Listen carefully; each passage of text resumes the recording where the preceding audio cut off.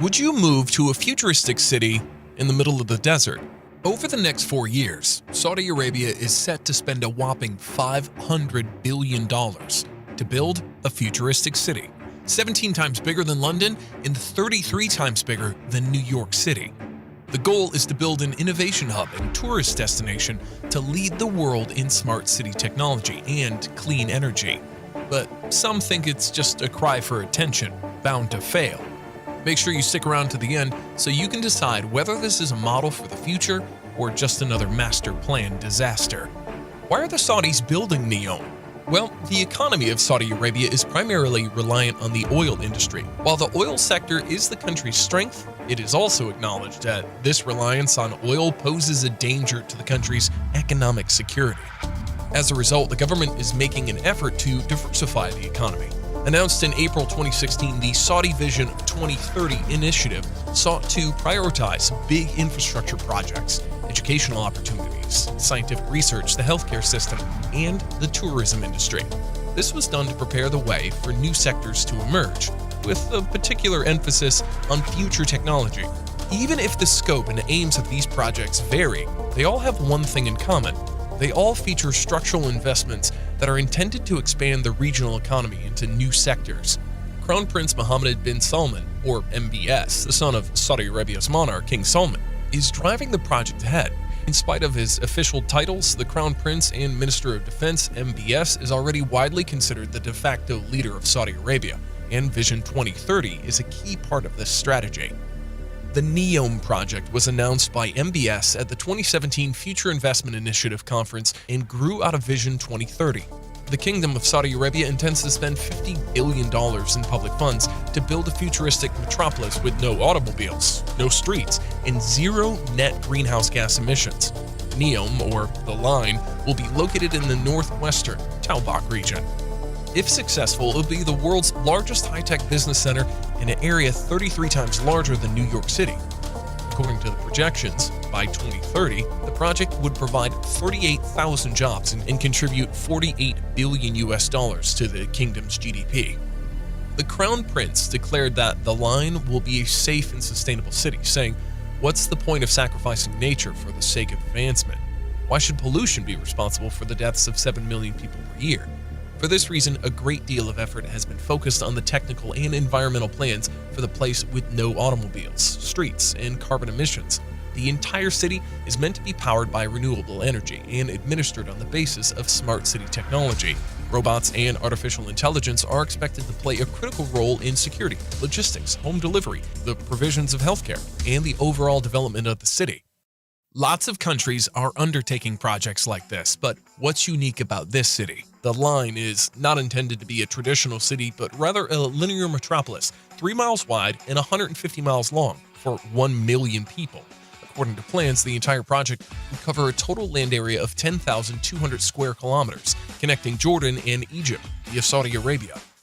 Drawings of the Line depict the city's infrastructure as a 3-tier design, each layer having a dedicated function.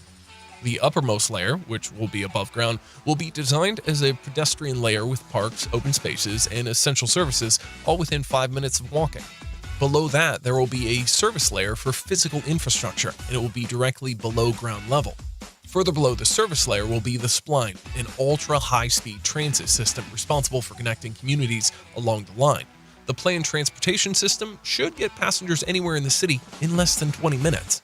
Clean energy and high-speed transportation aren't the only thing the Saudis are experimenting with on the Neom project.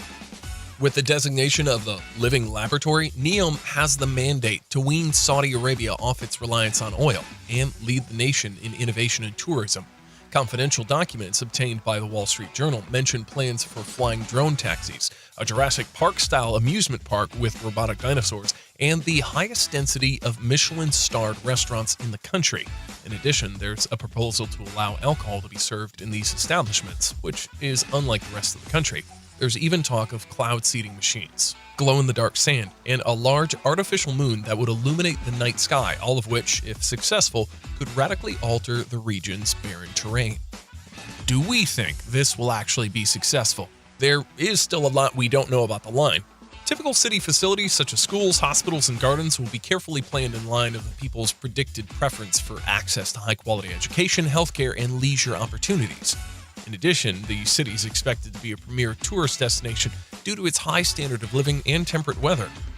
The majority of Saudi Arabia has a desert environment, with daytime temperatures over 113 Fahrenheit, which is exceedingly unpleasant. But Talbot has relatively moderate temperatures, making it ideal for tourism.